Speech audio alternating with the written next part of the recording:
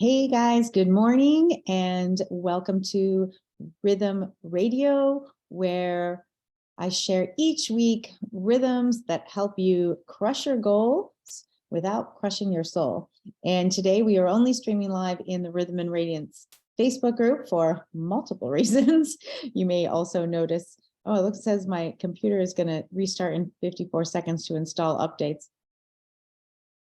So that's interesting, but I am recording and this will go up on the YouTube after this. So let's just see what happens in 42 seconds. Today, I wanted to share a really quick weekly rhythm that I have talked about before, and it's definitely helped me get into a better place of meeting my goals and achieving my goals. And that is what I call my financial five. And I was inspired by Galia Gishan, who is a fabulous financial guru, and I have had the chance to work with a couple of different times. And she talked about setting aside time each week to really be proactive and dive into finances. And it looks like I have 5 more seconds.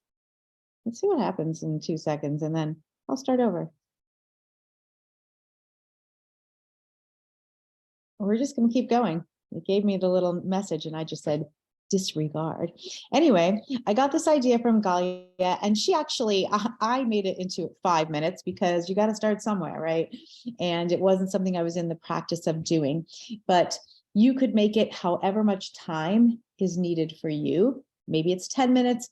I think she said 30 minutes, but I knew because I was just always, finances were something I didn't want to look at for a little while. I used to be super focused and really responsible about it. Not that I've ever been irresponsible, but then after owning one of my previous businesses, which created a lot of debt for me, I didn't really want to look at it every week. So the financial five is taking that dedicated time to focus on your finances.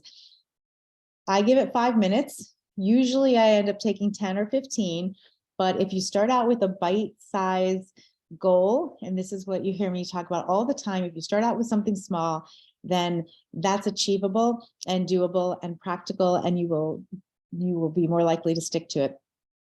So for 5 minutes every week, I usually set this time aside on a Monday or a Tuesday morning. I look at my bank app, all my different accounts, and I look at money coming in and money going out. And it helps me be much more aware of those automatic payments, especially right now. Subscriptions to everything are all the rage, right? And sometimes you subscribe to things and don't even remember. One of the things that Galia and her co-host, they have a podcast called Fiscal Firecrackers, I believe it is. They talked about noticing that they had the co-host had a subscription. It was like a Disney subscription on like How to Learn to Read or something like that she was getting billed for monthly. And her kid was like 12 years old. So it was going on for a long time before she realized it. So there are always those things. And sometimes it might be a subscription that served you well for a while, but right now it's not needed or it's not necessary, etc. So for example, I actually just paused my Audible subscription, and I love Audible. I use Audible a lot.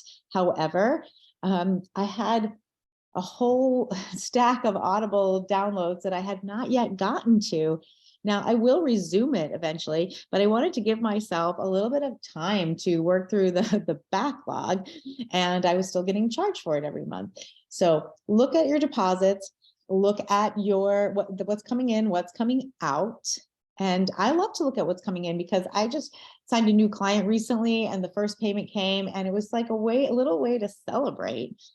And then what I do, not every week, but probably every other, I look at my investment portfolio. What's going on? I hate to like be looking at the market all the time, but it's not a good idea to just pretend nothing, you're oblivious to it either. So information is power.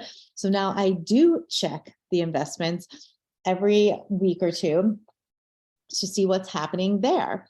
And then finally, it's a great time to follow up on any financial things like a bill that needs to be paid or something, if your credit card is expiring and you have things being charged automatically, to update that. All those little financial, like the little tasks that kind of pile up and, just sort of like linger sometimes.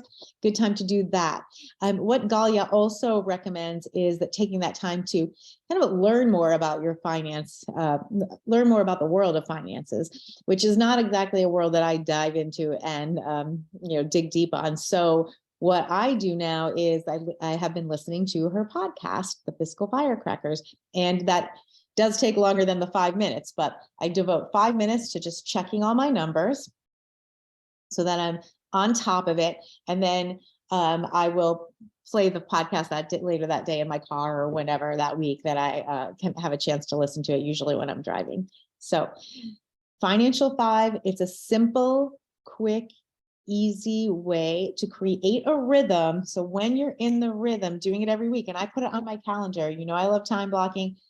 I put it on there either on a Monday or Tuesday every week and make sure that I dive in. Information is power.